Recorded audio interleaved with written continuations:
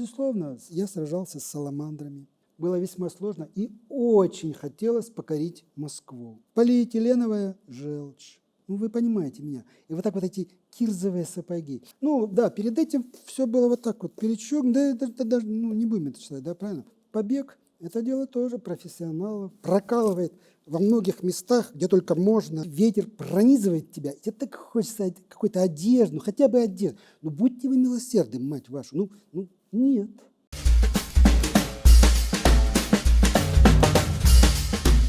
Проснулся рано, как для сражения.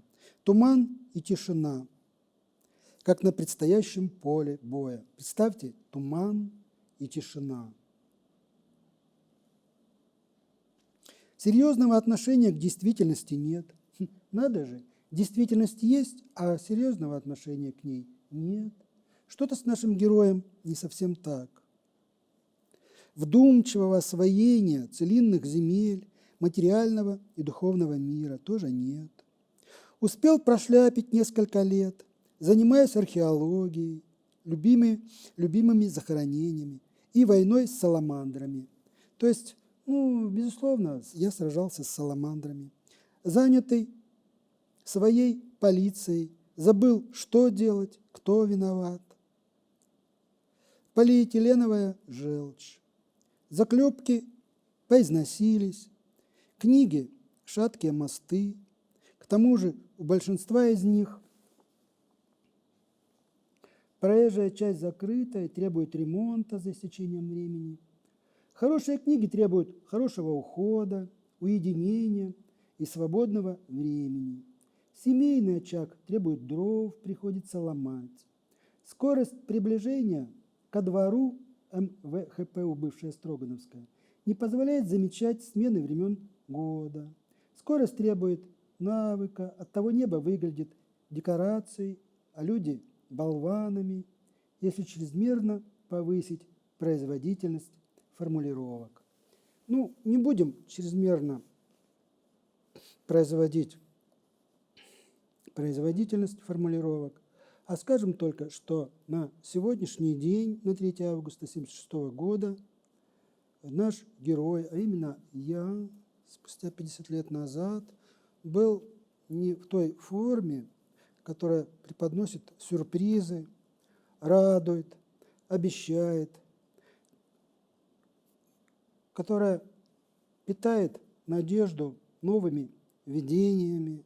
И это при том, что поступить в институт, заметьте, я после первого курса было весьма сложно и очень хотелось покорить Москву. Ну, какой-никакой все-таки мегаполис и какой-никакой, а центр умственного движения.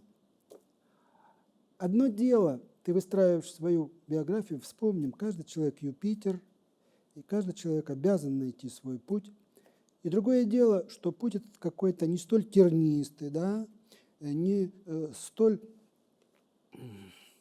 скажем так, поддающийся твоему настойчивому восхождению. То есть разочарование как будто бы коллекционируется где-то немножко сбоку, немного не по-настоящему. Ну, а ведь содержание жизни, о котором мы говорили, оно добывается как будто бы в каких-то загадочных антикварных лавках, где все покрыто мхами древности и археологическими раскопками. Ты достаешь эти сокровища нетленных сакральных ценностей, перебираешь их, как скупой рыцарь, зная, что не ошибешься ни в одном из свойств собранных вещей. А вдруг оказывается, нет. Ты живешь почти обыденной жизнью, ты студент, ничего волшебного не происходит.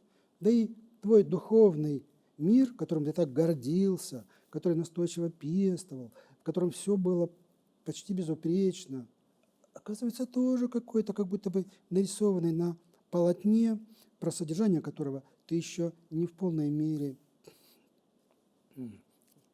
знаешь, не в полной мере отвечаешь за то, что с ним происходит. Знаете, вот как будто бы поверхностным немножко слоем красочки прошелся, без уверенности, что еще вернешься к тому, чтобы довести работу до его до ее содержания, которое бы тебя увлекло, ну, вот совершенно по-настоящему. Нет, увы. Вот такое вот 3 августа 1976 года. Ну а что было 4 августа 1976 года? На следующий день. Книги читать как рукописи, особенно псевдонаучные. Ну да, перед этим все было вот так вот перечеркнуто, да, это даже ну, не будем это читать, да, правильно? Потому что там что-то видимо, ну, что-то вроде сумбура, если так это все между 3 как бы, и 4 августа. А вот 4 августа, ну, такое. Ну, ладно, там как бы 4, ну, а тут уже и 7 августа. Как есть дыню в поезде и смотреть на заходящее солнце.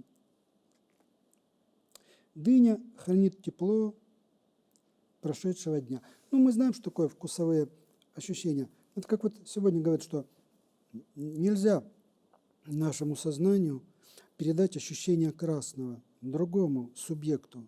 Я вижу красное. А, ты тоже видишь красное? Ну, давай совместим этих два красных. Нет, не получается. То есть слово не в состоянии передать то, к чему оно стремится. И мы понимаем о его каком-то загадочном мистическом свойстве ускользать от обязательств. Дорогое мое слово, любимое, но оставайся тем, чем ты и было всегда для меня. Ведь ты же закрывала все вот эти дзоты, когда из них строчили, как из пулемета, и говорите, что не живи обыденной жизнью, не будь простачком, двигайся навстречу судьбе. Ну, одним словом, ну будь же ты героем, наконец. Нет, оказывается, это не к слову. Может быть, это к жесту, может быть, это к объятиям, к драгоценной любви, дружбе, что случается между людьми. Ну так давайте тогда в словах это все поищем, найдем. Ну они же должны это как-то подтверждать. Ну давайте поищем, посмотрим, ладно, перевернем еще пару страниц. Может быть, наш герой все-таки пишет что-то об этом.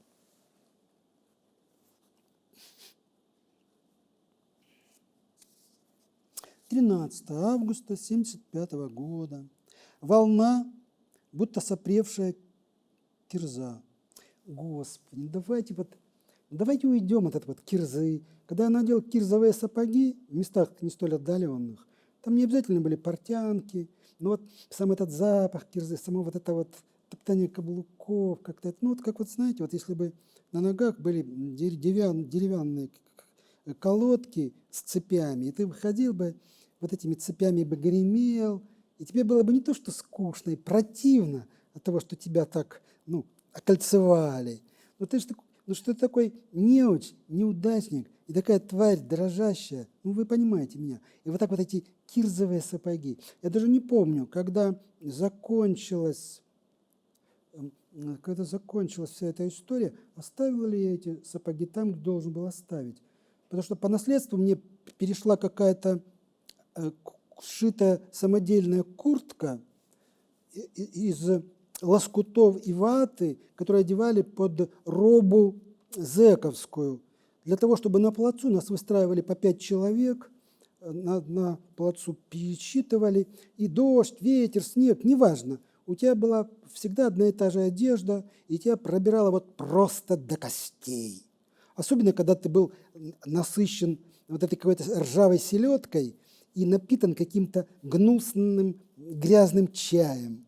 И вот ты стоишь на этом плацу, вас пересчитывают, и ветер пронизывает тебя, и тебе так хочется какой-то одежды, ну хотя бы одежды. Ну будьте вы милосердны, мать вашу. Ну нет.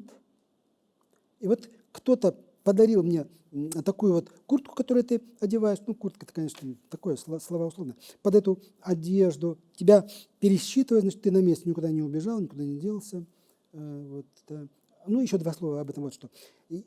Какими могут быть побеги? Допустим, зерно засыпается в самосвал, и ты можешь лечь